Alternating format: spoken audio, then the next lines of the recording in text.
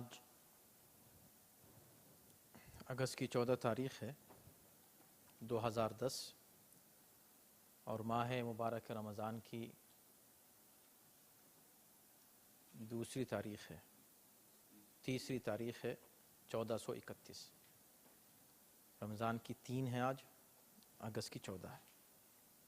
اور آج ہم جن آیتوں کی تلاوت کا شرف حاصل کرنے جا رہے ہیں وہ ہیں سورہ مبارک آل عمران کی آیت نمبر 81 سے 85 تک، 81 to 85۔ اعوذ باللہ من الشیطان الرجیم، بسم اللہ الرحمن الرحیم، الحمد للہ رب العالمین، والصلاة والسلام علی سیدنا و نبینا و مولانا ابی القاسم محمد۔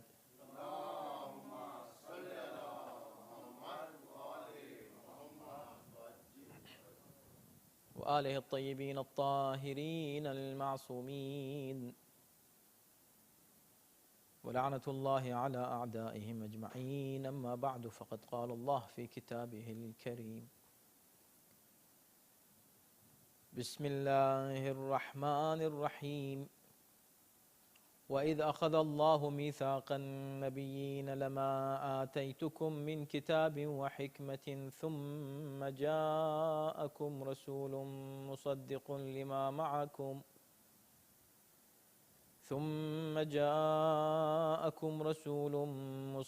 لما معكم لتؤمنن به ولتنصرنه، قال أقررتم وأخذتم على ذلكم إصري، قالوا أقررنا، قال فاشهدوا وأنا معكم من الشاهدين، فمن تولى بعد ذلك فأولئك هم الفاسقون، أفغير دين الله يبغون وله أسلم من في السماوات والأرض طوعا وكرها وإليه يرجعون، قل آمنا بالله وما أنزل علينا وما أنزل على إبراهيم وإسماعيل وإسحاق ويعقوب والأسباط وما أوتي موسى وعيسى والنبيون من ربهم لا نفرق بين أحد منهم ونحن له مسلمون، ومن يبتغي غير الإسلام دينا فلن يقبل منه وهو في الآخرة من الخاسرين، صدق الله العلي العظيم۔ ارشاد ہو رہا ہے کہ اور جب اللہ نے تمام انبیاء سے عہد و پیمان لیا کہ جب میں تمہیں کتاب و حکمت دوں اور پھر بعد میں ایک رسول آئے جو تمہارے اوپر جو کچھ بھی نازل ہو چکا ہے اس کی تصدیق کرے اور تم اس پر ایمان لانا اور اس کی مدد کرنا، پھر فرمایا کیا تم اقرار کرتے ہو اور ہمارے عہد و پیمان کو قبول کرتے ہو؟ تو سب نے کہا ہاں ہم اقرار کرتے ہیں۔ اللہ نے فرمایا کہ پھر تم گواہ رہنا اور میں بھی تمہارے ساتھ گواہوں میں شامل ہوں۔ اب اس کے بعد جو بھی منہ موڑے وہ بے شک وہی لوگ ہیں جو فاسق ہیں۔ کیا یہ لوگ اللہ کے دین کے علاوہ کوئی اور دین چاہتے ہیں؟ حالانکہ آسمانوں اور زمین میں جو کوئی بھی ہے، خواہ چاہتا ہو یا نہ چاہتا ہو، اس کا فرما بردار ہے اور سب کو اسی کی طرف پلٹ کر جانا ہے۔ آپ کہہ دیں کہ ہم اللہ پر ایمان لائے اور اس پر بھی جو ہم پر نازل ہوا اور جو ابراہیم و اسماعیل و اسحاق و یعقوب اور اسباط پر نازل ہوا اور جو کچھ موسیٰ و عیسیٰ اور انبیاء کو ان کے پروردگار کی طرف سے عطا ہوا، ہم ان میں سے کسی کے درمیان تفریق نہیں کرتے اور اللہ کے فرما بردار ہیں۔ اور جو اسلام کے علاوہ کسی اور دین کو مانے گا تو وہ اس سے ہرگز قبول نہیں کیا جائے گا اور وہ آخرت میں خسارہ اٹھانے والوں میں ہوگا۔ گزشتہ 3 آیتوں پر، بلکہ 2 آیتوں پر اس سے پہلے گفتگو ہو چکی ہے گزشتہ ہفتے۔ یہ آیت جس میں انبیاء سے عہد و پیمان لینے کی بات کی گئی ہے، اس پر ہم کچھ تفصیل سے بات کر چکے ہیں اور اس پر زیادہ آج ہمیں گفتگو نہیں کرنی ہے، صرف تسلسل کے لیے کچھ الفاظ جو اس میں رہ گئے تھے اس پر گفتگو کر کے ہم آگے بڑھیں گے۔ ارشاد یہ ہو رہا ہے کہ یاد کرو وہ وقت جب کہ ہم نے انبیاء سے عہد و پیمان لیا اور ان سے میثاق لیا، ان سے عہد لیا۔ کس بات کا عہد لیا؟ کہ جب میں تمہیں کتاب اور حکمت دوں، جو نبوت کی علامت ہے، یعنی کوئی نبی ایسا نہیں ہے کہ جس کو اللہ نے حکمت نہ دی ہو، حکمت اللہ دیتا ہے، اور کچھ انبیاء وہ ہیں جن کو اللہ کتاب بھی دیتا ہے۔ تو اس سے یہ بھی ظاہر ہوتا ہے کہ یہاں بطور خاص وہ انبیاء مراد ہیں کہ جنہیں اللہ نے کتاب اور حکمت دونوں دی ہیں۔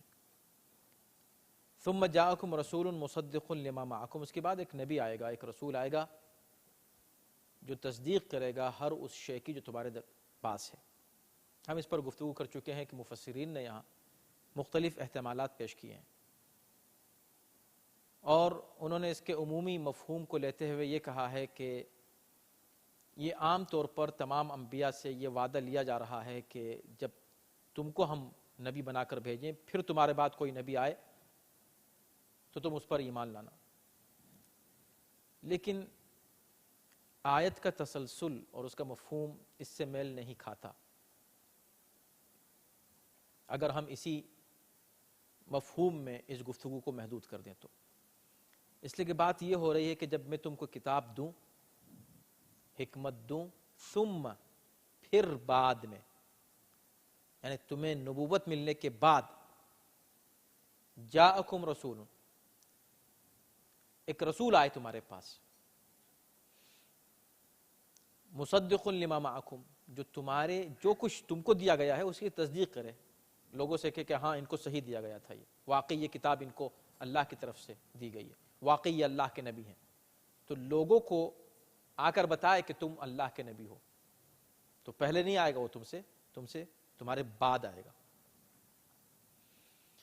جب وہ آئے تو تم پر لازم ہے کہ تم اس کی نصرت بھی کرو اور اس پر ایمان بھی لاؤ۔ تو یہ آیت کچھ ان آیتوں میں ہے جس میں مفسر کچھ پریشان ہوئے ہیں کہ اس کا مفہوم کیا ہو سکتا ہے، لیکن ہم گزشتہ ہفتے تفصیل سے اس پر گفتگو کر چکے ہیں،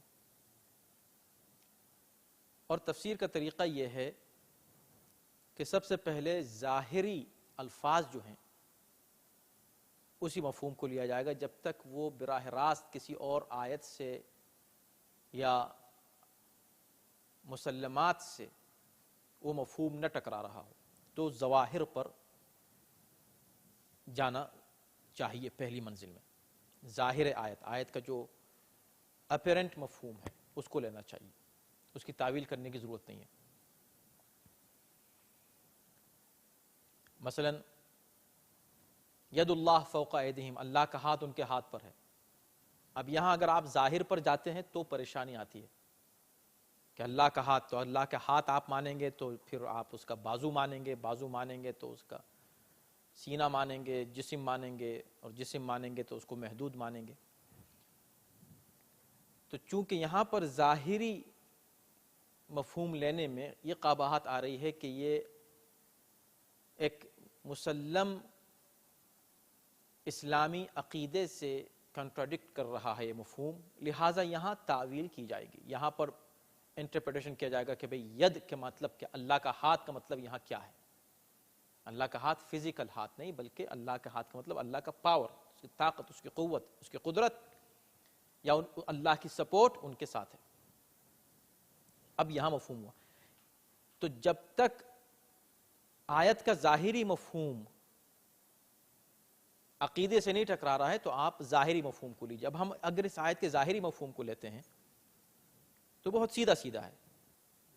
دیکھو بھائی، ہم عہد لے رہے ہیں انبیاء سے، ہم تمہیں کتاب و حکمت دیں، اس کا مطلب یہ ہے کہ یہ عہد اور پیمان لیا جا رہا ہے عالم ذر میں، عالم ارواح میں۔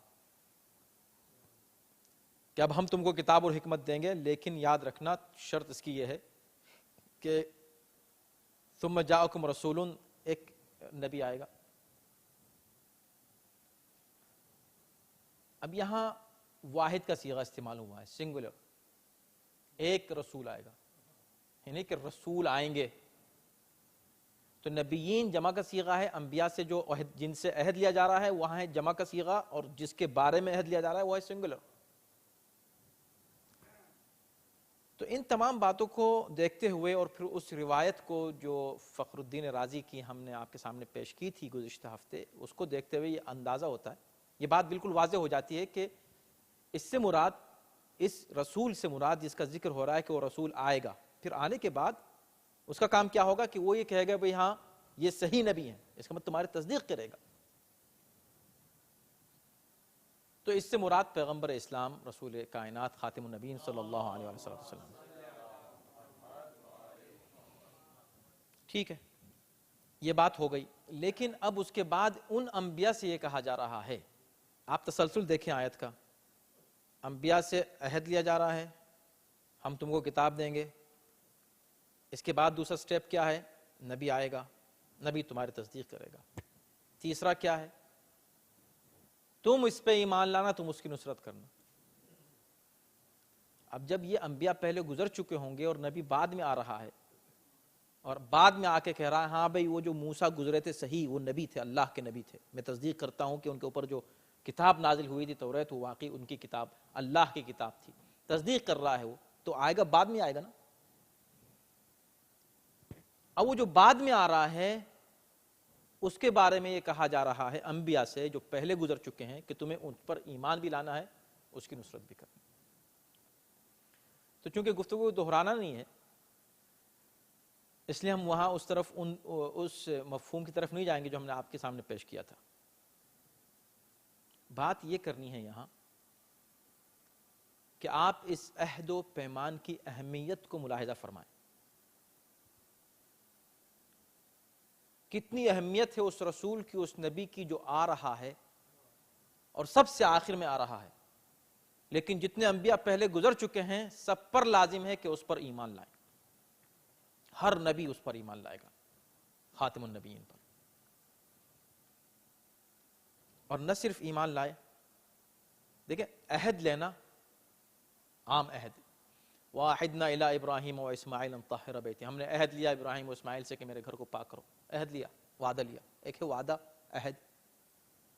وعدے سے زیادہ اہم عہد ہوتا ہے، عہد لینا، کویننٹ.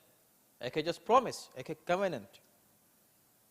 ایک اس سے بھی آگے ہے میثاق. یہاں انبیاء سے میثاق لیا جا رہا ہے، یعنی مضبوط عہد. مضبوط عہد لینے کے بعد اب کہا جا رہا ہے اقررتم، اقرار کرتے ہو تم. یہ تاکید ہے. وَأَخَذْتُمْ عَلَى ذَلِكُمْ إِصْرِي، اور تم اس بات کے اوپر عہد لیتے ہو. یہ تیسری بار کہا گیا. قالوا اقررنا، سب نے کہا بے شک ہم اقرار کرتے ہیں.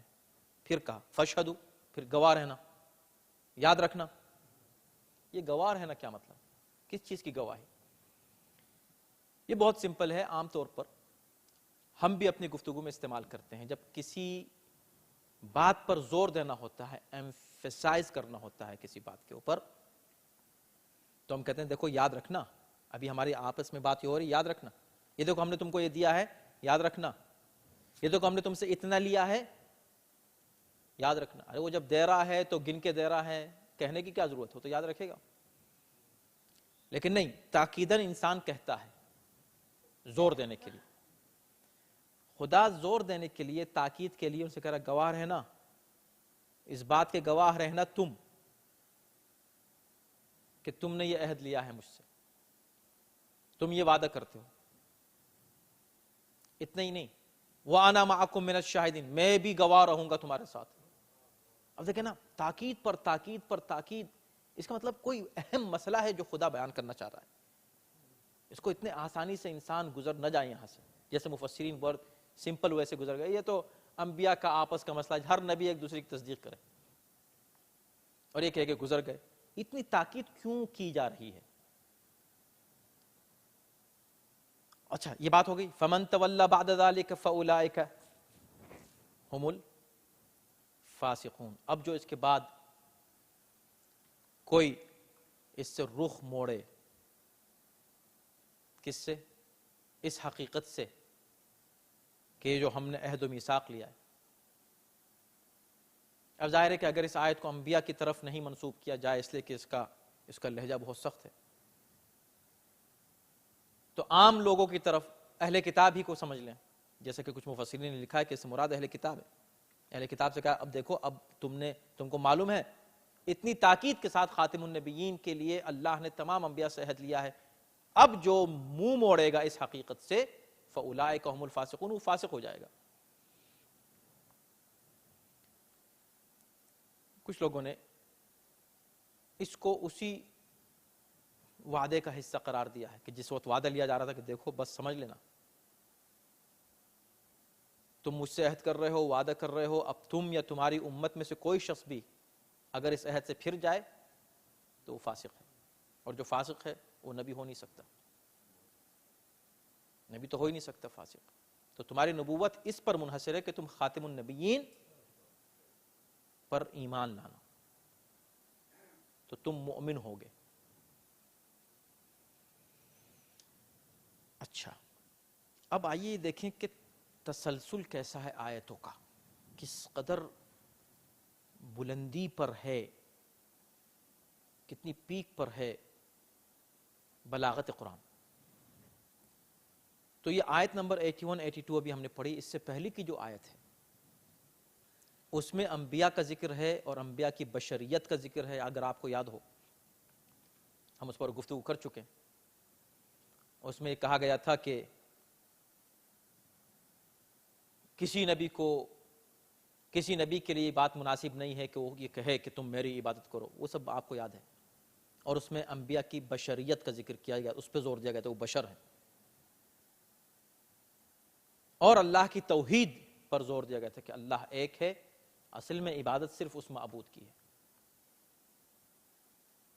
اور یہ بات کہنے کے بعد تاکہ کسی کے ذہن میں یہ نہ رہ جائے کہ اچھا جب وہ تمام انبیاء بشر ہیں، ما کان لبشر، کسی بشر کو یہ حق حاصل نہیں کہ وہ کہے کہ میری عبادت کرو.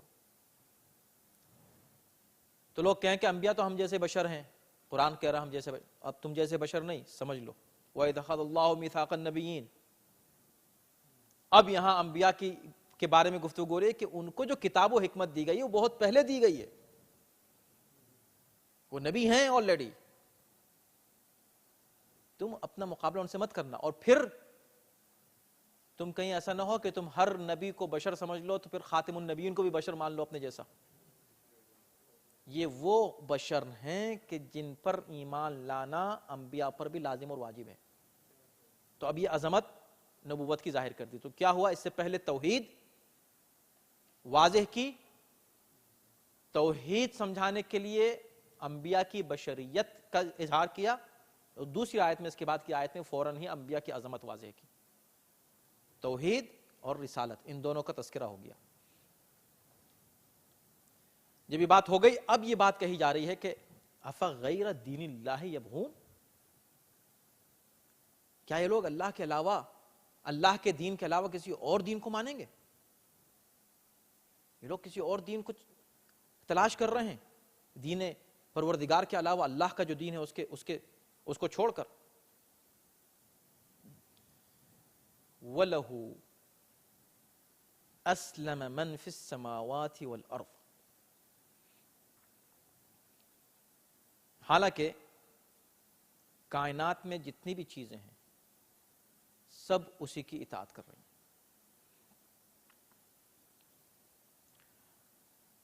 اب دیکھیں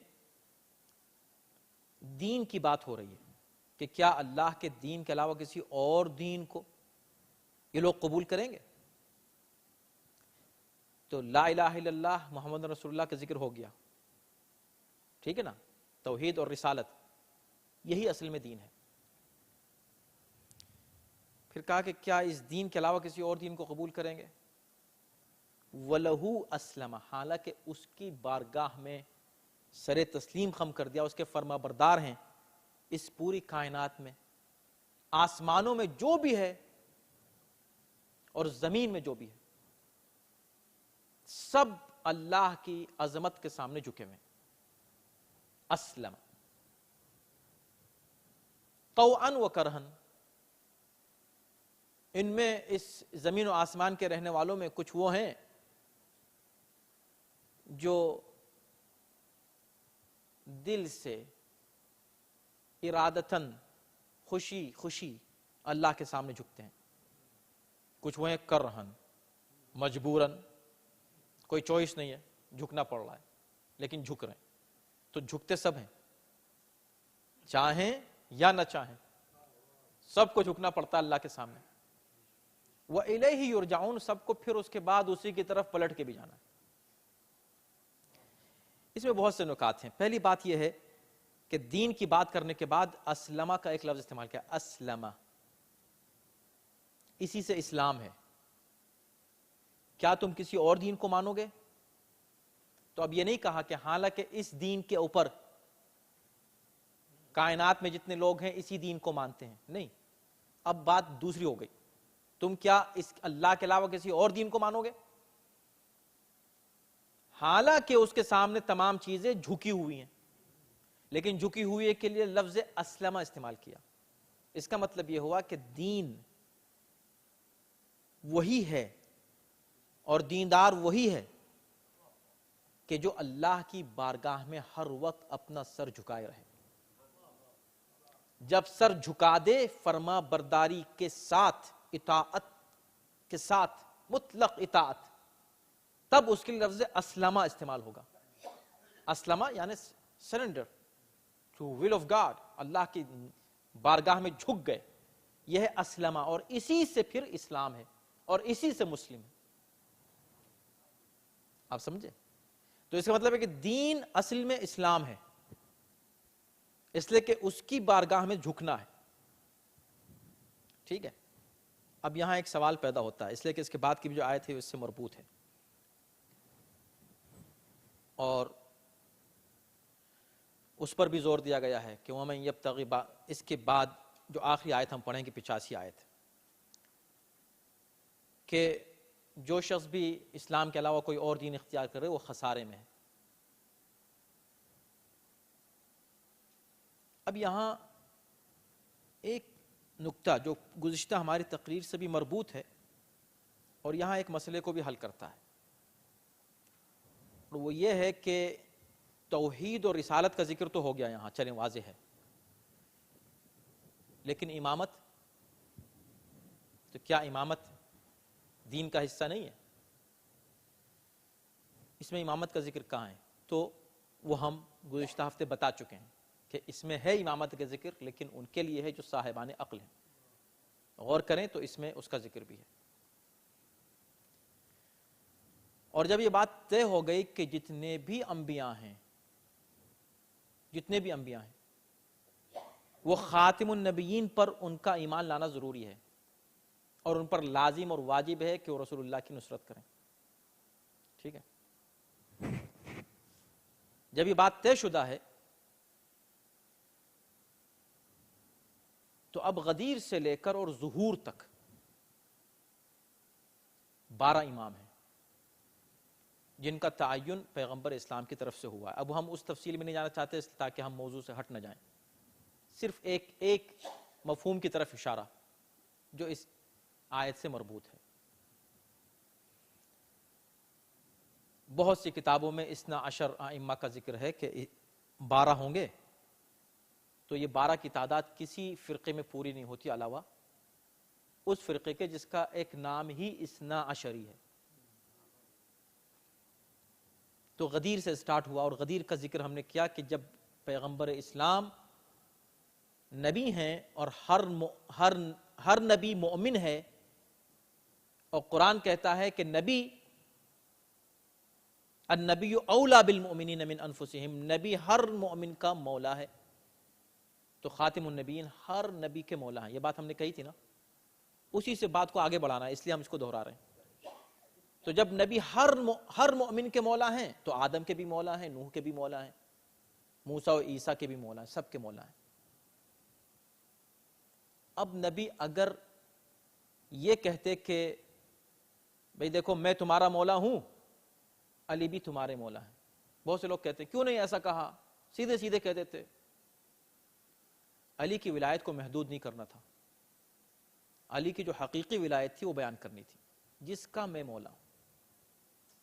اب تم تلاش کر لو، دیکھ لو، ڈھونڈ لو، جب بھی تمہاری سمجھ میں آ جائے کہ میں کس کا مولا ہوں تو تم سمجھ لینا کہ علی اس کا مولا ہے۔ کیوں؟ اس لیے کہ علی ہیں، میں ان کو اپنا جانشین معین کروں، میری جگہ ہیں، ٹھیک ہے۔ اب ایک صاحب نے یہ کہا کہ جب آخری امام آئیں گے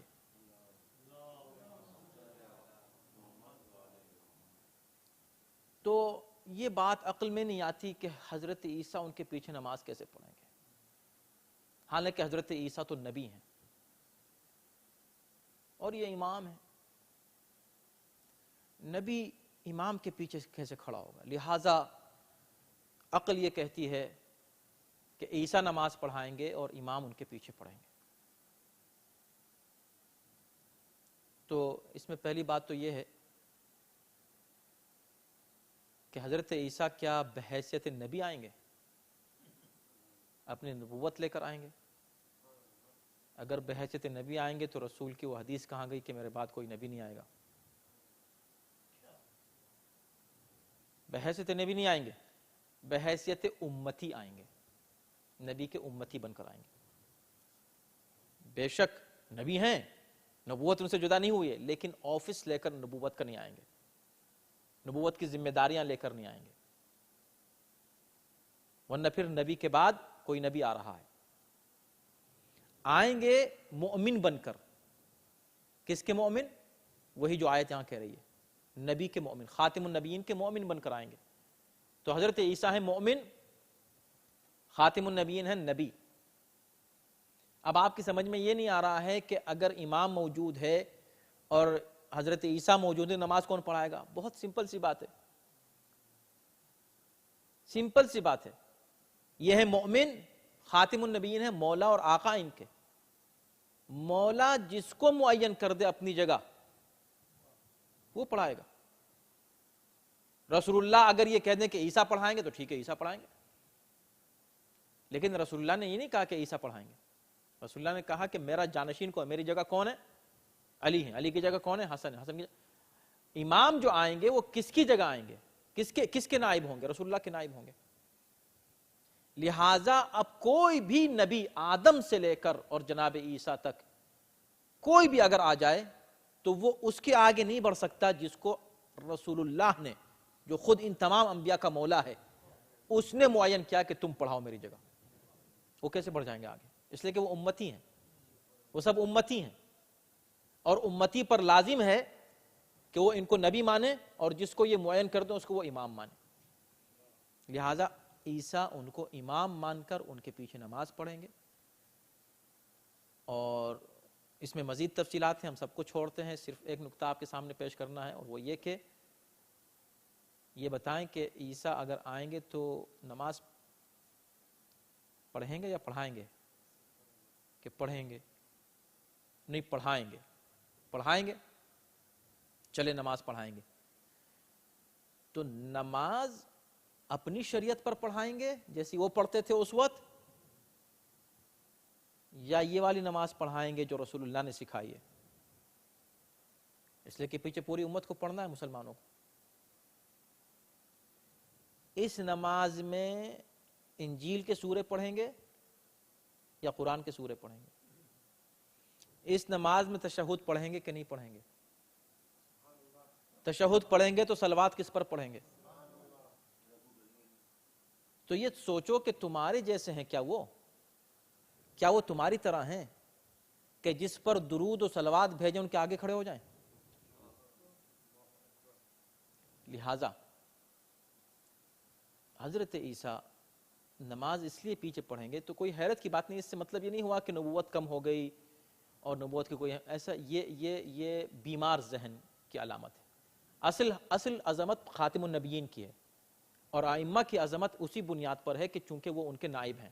جب ان کے نائب ہیں تو اب ان کے بعد کوئی بھی آئے گا تو وہ انہی کے پیچھے نماز پڑھے گا. یہ چیز عقل کے مطابق ہے. اور پھر احادیث تو خیر بے پناہ ہے اس میں. پتہ چلا کہ اسلام، کل اسلام یہ ہے کہ آپ ایمان لائیں. اب دیکھیں کیا اسلام ہے. ایمان لائیں کیا؟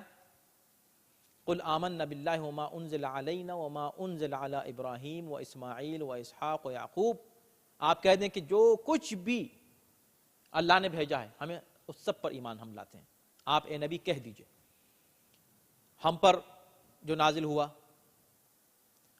اور جو کچھ ابراہیم پر، اسماعیل پر، اسحاق پر، یعقوب پر، اسباط پر، اور جو کچھ اللہ نے دیا موسیٰ کو، عیسیٰ کو اور تمام نبیوں کو، اور ہم ان میں کوئی تفریق نہیں کرتے. وَنَحْنُ لَهُ مُسْلِمُونَ. ہم اللہ کے مسلمان ہیں. اللہ کے مسلمان ہونے کی حیثیت سے ہم ہر چیز کو مانتے ہیں، نہ صرف انبیاء کو مانتے ہیں، جو کچھ انبیاء پر نازل ہوا اس کو مانتے ہیں. لہٰذا نہ صرف خاتم النبیین کو ماننا ہے، خاتم النبیین پر جو کچھ نازل ہوا اس کو ماننا ہے، اور انہوں نے جو کچھ کہا اس کو ماننا ہے. تب جا کے انسان مسلمان ہوتا ہے. ایسا نہیں کہ ہم نے صرف کلمہ ان کا پڑھ لیا اور بات ختم ہو گئی. نہیں، انہوں نے جو کچھ کہا، انہوں نے کسی کو اچھا کہا تو ہم ان کو اچھا کہیں گے، انہوں نے کسی کو برا کہا تو ہم برا. یہی اسلام ہے. بس یہی اسلام ہے. اسلام، پیغمبر اسلام کا قول، ان کا فعل اور ان کی تقریر کا نام اسلام ہے. انہوں نے جو کچھ فرمایا، انہوں نے جو کچھ کیا، اور انہوں نے جس چیز کو اپروو کیا اسی کو اسلام کہا جاتا ہے. اب یہ اسلام طوعاً و کرہن ہے، دو طرح کا ہے. اس پر بھی بڑی دلچسپ گفتگو ہے. البتہ مجموع البیان میں آیت اللہ شیخ طبرسی نے اس کے کچھ احتمالات بیان کیے ہیں کہ کیا مطلب ہے کہ جو کچھ بھی زمین و آسمان میں ہے وہ طوعاً و کرہن اللہ کے سامنے جھکا ہوا ہے. تو اس کا اسلام سے کیا تعلق ہے؟ تو دیکھیں، اسلام کا مطلب ہے نمبر 1 اللہ کی بارگاہ میں سر تسلیم کو جھکا دینا، جھک جانا. یہ ہے اسلام. جب یہ اسلام ہے تو زمین و آسمان میں جو کچھ بھی ہے وہ سب اس کے سامنے کس طرح جھکے ہوئے ہیں. کافر تو اللہ کے سامنے نہیں جھکتے. پھر یہ ایک جنرل ٹرم کیوں ہے اس کی کہ سب جھکے ہوئے ہیں اللہ کے سامنے؟ کہاں جھکے ہوئے ہیں؟ کہا نہیں، طوعاً و کرہن. کچھ لوگ تو کرہن بھی تو ہم تو نہیں دیکھتے کہ کافر کرہن جھکے ہوئے ہیں. وہ تو جھکتے ہی نہیں. کافر تو کسی اور خدا کے سامنے جھکتا ہے. تو اس کے چند احتمالات. نمبر 1، تکوینی اعتبار سے کائنات کا ہر شخص اور ہر شے اللہ کے سامنے جھکی ہوئی ہے. تکوینی اعتبار سے یعنی کریشن کے لحاظ سے، کریشن کے اعتبار سے جتنی بھی چیزیں ہیں اسی کے تابع ہیں. کوئی شخص بھی مختار کل نہیں ہے، کسی کو کلی اختیار نہیں ہے. تو مثلا کہ کسی کو یہ اختیار نہیں ہے کہ کہاں پیدا ہو. اللہ نے جہاں پیدا کر، چاہے مسلمان ہو یا کافر، اس کو ہندوستان میں پیدا ہونا تھا وہاں پیدا ہوا، اس کو پاکستان میں پیدا ہونا، اس کی چوائس نہیں ہے. تخلیق میں، کریشن میں انسان کی چوائس نہیں. لہٰذا ہر شخص جھکا ہوا اس کی نگاہوں کے سامنے. پیدا ہونے کے بعد بھی بہت سی چیزوں میں اس کی چوائس نہیں ہے، خود اپنے بارے میں اس کی چوائس نہیں ہے. تو تکوینی اعتبار سے. دوسرے یہ کہ پیدائش کے لحاظ سے ہر بچہ مسلمان پیدا ہوتا ہے، وہ حدیث بھی ہے. بعد میں اس کے ماں باپ اسے اپنے مذہب پر لے جاتے ہیں. تیسرے یہ کہ سب مسلمان ہوتے ہیں، سب. کافر بھی مسلمان ہوتا ہے، لیکن آخری لمحوں تک، کبھی کبھی موت کے لمحوں تک ایک شخص جو کافر تھا وہ مرتے مرتے جب موت اپنی نگاہوں کے سامنے دیکھتا ہے تو خدا کو یاد کرنے لگتا ہے. یہ وہ وقت ہے کہ جہاں خدا کہتا ہے کہ اب وقت گزر چکا ہے، اب مجھے یاد کرنا. فرعون نے یاد کیا آخری لمحوں میں، اسی نے اللہ کو یاد کیا کہ نہیں اب بات ختم ہو چکی ہے.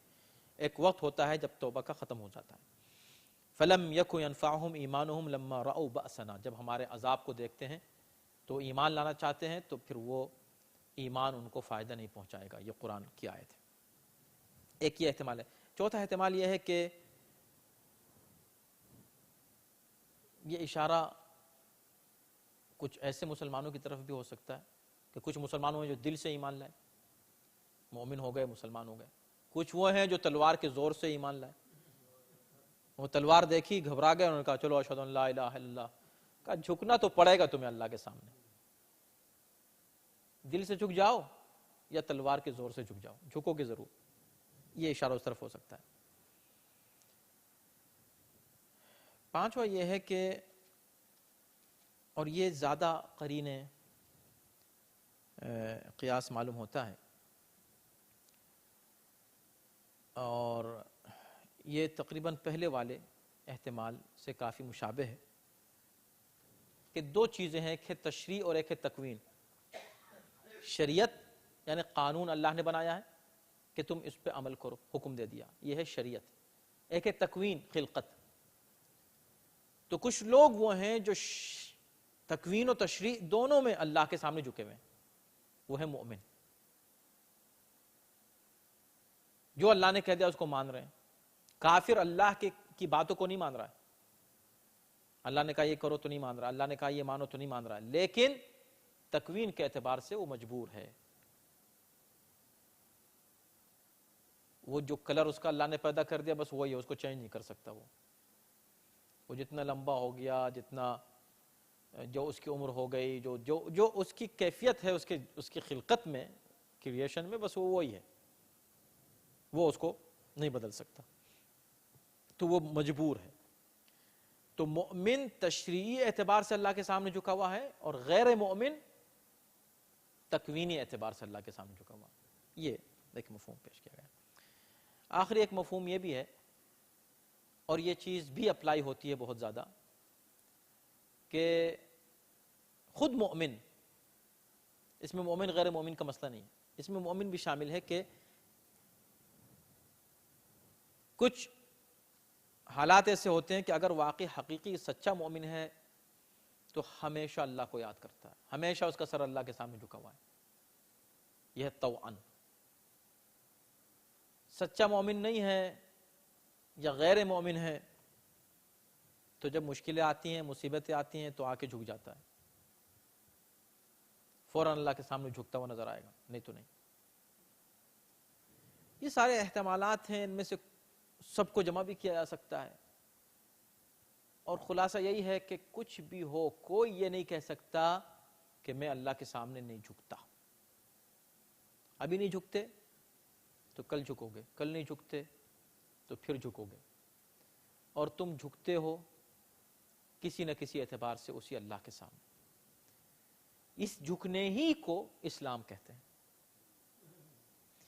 اب اس کے بعد آخر میں خلاصہ گفتگو جو پیش کی ان 5 آیتوں میں، وہ کیا تھا؟ وَمَن يَبْتَغِ غَيْرَ الْإِسْلَامِ دِينًا، جو اسلام کے علاوہ کسی اور دین کو اختیار کرے گا،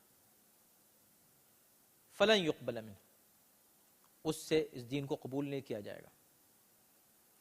اس سے پہلے کی جو آیت ہے، آیت نمبر 84، جی ہاں، یہ اسی مفہوم کی آیت سورہ بقرہ میں گزر چکی ہے، اور وہاں پر آپ تقریباً اسی مفہوم کی، بلکہ الفاظ بھی یہی ہیں. تو اس میں صرف فرق یہ ہے کہ یہاں الینا اور علینا کا فرق ہے. یہاں علینا ہے، وہاں ما انزل الینا ہے، لیکن آیت تقریباً پوری یہی گزر چکی ہے، اور اس پر تفصیل سے ہم لوگ گفتگو کر چکے ہیں، جس کا مطلب یہی ہے کہ یہ آیت جس میں یہ کہا جا رہا ہے کہ ہم تمام انبیاء کو مانتے ہیں، یعنی اس سے پہلے جو بھی انبیاء گزرے ہیں، یہ ہے اسلام. یہ نہیں کہ تم نے تھوڑا سے اس کو مان لیا اور اس کو چھوڑ دیا. اسلام ایک پیکج ہے، تمہیں پورے اسلام کو قبول کرنا ہے، اور جو شخص اسلام کے علاوہ کسی اور دین کو مانے گا وہ دین اس سے قبول نہیں کیا جائے گا، اس کا مذہب وہ قبول نہیں کیا جائے گا. اور وہ آخرت میں خسارہ اٹھانے والوں میں ہوگا۔ وقت تمام ہو چکا ہے اور ہم یہاں اس کو ختم کریں گے کہ جب ہم یہ آیت اس طرح کی پڑھتے ہیں تو ہمیں خوشی ہوتی ہے کہ کم سے کم ہم مسلمان ہیں، اور ہم ان افراد میں نہیں ہیں جن کی طرف قرآن اشارہ کر رہا ہے کہ جو اسلام کے علاوہ کوئی اور دین مانے گا وہ خسارہ اٹھانے والوں میں ہوگا۔ لیکن یہی دعویٰ اگر مختلف افراد کریں اور ہر ایک کا راستہ الگ الگ ہو اور سب یہ کہیں کہ میں مسلمان ہوں، تو اس موقع پر یہ واجب ہو جاتا ہے ہر مسلمان پر کہ تحقیق کرے کہ حقیقی وہ اسلام کون سا ہے کہ جس کو نہ ماننے سے انسان قیامت کے دن خسارے میں رہے گا۔ تو یہاں پر یہ نہیں کہا جا رہا ہے اسلام ایک ہے، یہ نہیں کہا کہ اسلام 72 ہیں۔ اسلام تو ایک ہی ہے، وہ اسلام کے جو خسارے سے تم کو قیامت کے دن بچا سکتا ہے وہ ایک ہی ہے۔ اب ہم کہہ رہے ہیں ہم مان رہے ہیں، آپ کہہ رہے ہیں آپ مان رہے ہیں، کوئی اور کہہ رہا ہے کہ میں مان رہا ہوں اس اسلام کو۔ تو اس کا علاج یہی ہے کہ سب مل کر بیٹھیں، تحقیق کریں اور سوچیں۔ اس کا مطلب یہ ہے کہ کسی بھی مسلمان کو حق حاصل نہیں ہے کہ وہ یہ دعویٰ کرے کہ میں ہی حقیقی مسلمان ہوں، جب تک وہ اس کو عقل و منطق اور قرآن اور حدیث کی روشنی میں ثابت نہ کر دے۔ اگر ثابت نہ کر سکے اور وہ کنفیوز ہو تو وہ اس اسلام کے ذیل میں نہیں آئے گا جو خسارے سے قیامت میں بچانے والا ہے۔ پروردگار ہم کو انہی مسلمانوں میں قرار دے جو حقیقی اور سچے مسلمان ہیں، اور قیامت کے دن ہمیں خسارے سے محفوظ رکھے۔ صلوات بر محمد و آلہ۔